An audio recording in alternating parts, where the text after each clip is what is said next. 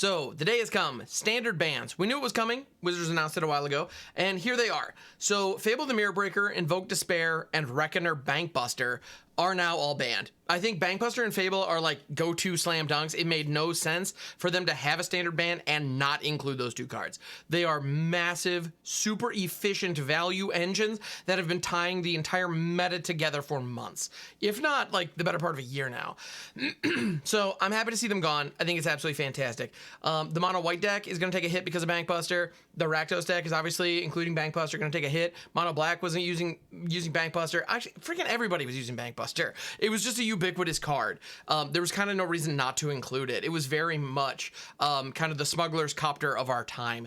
And that card was problematic too. So as an example, I'm glad to see Bankbuster leaving. It was very, very potent, very, very powerful.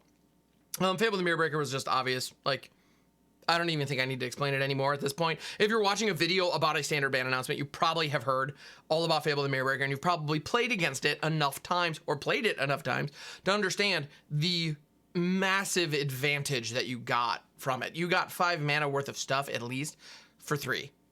The card's great. I'm glad to see it being banned. And Invoke Despair is an interesting one. This is definitely the most controversial of the 3 that they banned. The thing about Invoke Despair, it was one of the best finishers in mono black. And I know the mono black deck now takes a hit with the lack of Invoke Despair.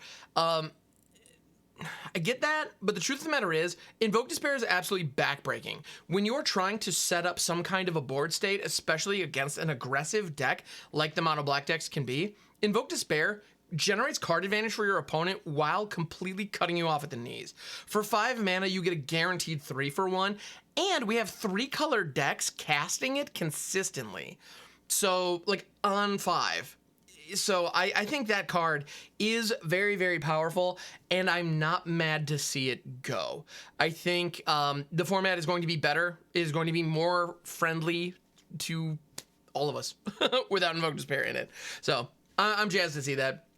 These will be taking place on Arena tomorrow, May 30th, so be aware of that. And they are effective on Magic Online and Tabletop immediately. That changes live today as of this recording.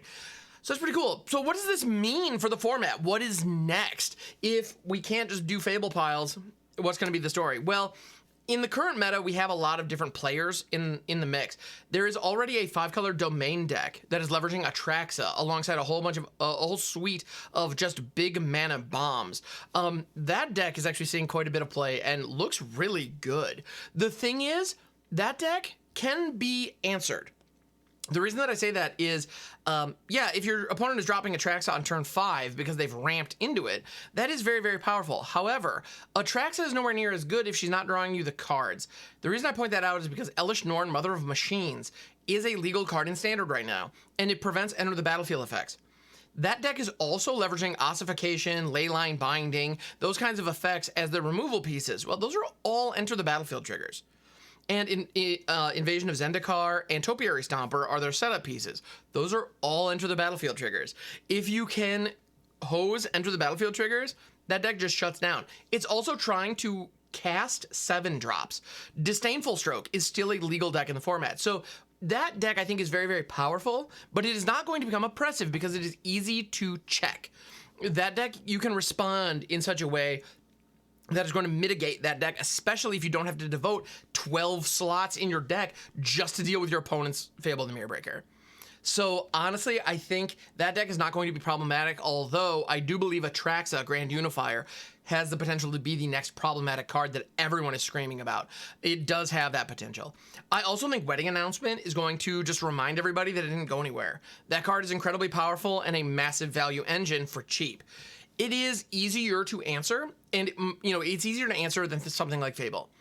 If you have a Destroy Evil or even just a good old-fashioned Disenchant, Wedding Announcement is not that big of a deal. So it's a good card. It's a very good card that you do need to find some way to answer.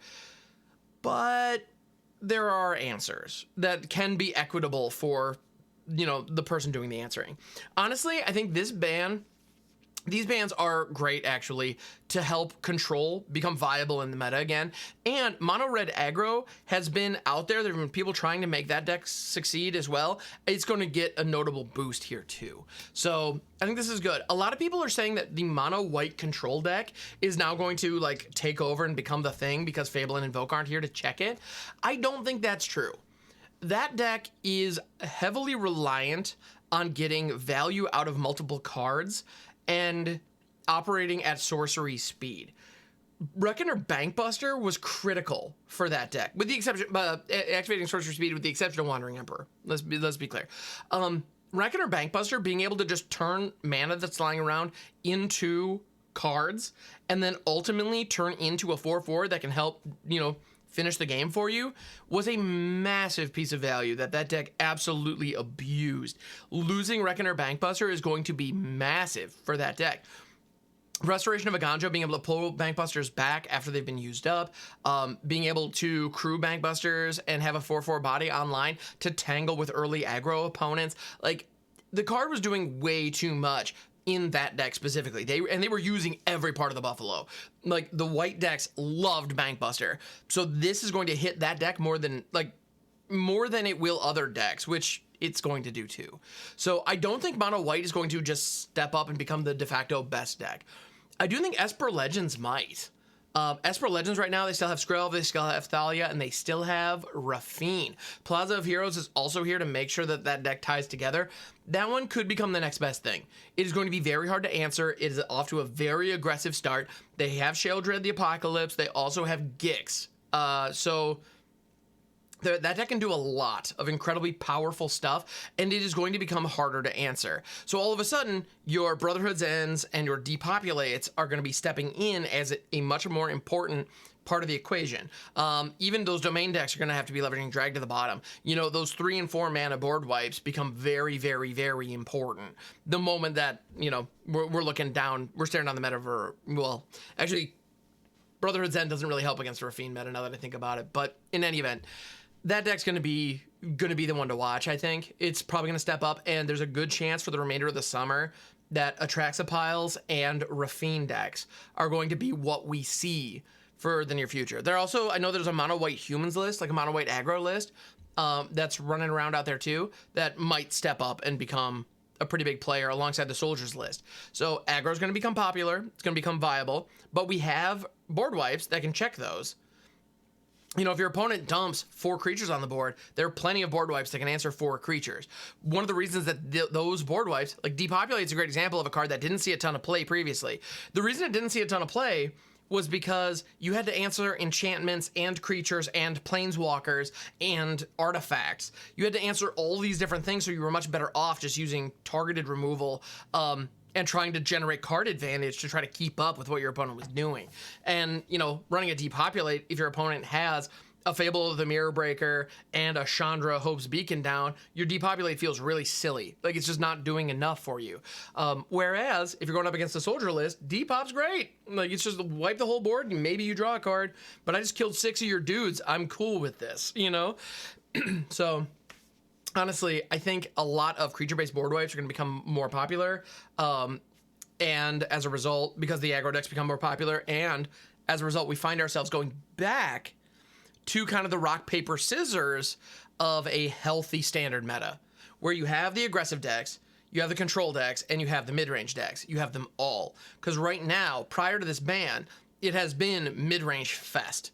Like, dedicated hard aggro, people were out there trying to make it happen, and to some success. Like, the soldier deck was good, and the red decks are out there with a positive win rate, so okay, they exist. But like, genuine classic control hasn't really been a thing. And like, the color green might as well not exist in standard right now. That bites. Like, just straight up, it bites. And the main reason for that is that green is struggling to generate card advantage against things like this. Hopefully that changes. I want to see a mono green aggro deck step back in and become a player in the meta again. I don't know if we have the tools or not, but I don't know. This ban is a step in that direction, I think. We'll see. Time will tell. But yeah, so what do you think about this ban, and how do you think the meta is going to shape up once it's all said and done? Please leave a note in the comments below. And while you're there, if you wouldn't mind pressing that subscribe button, it would make a huge difference. So thank you so much. I'll catch you on the next one.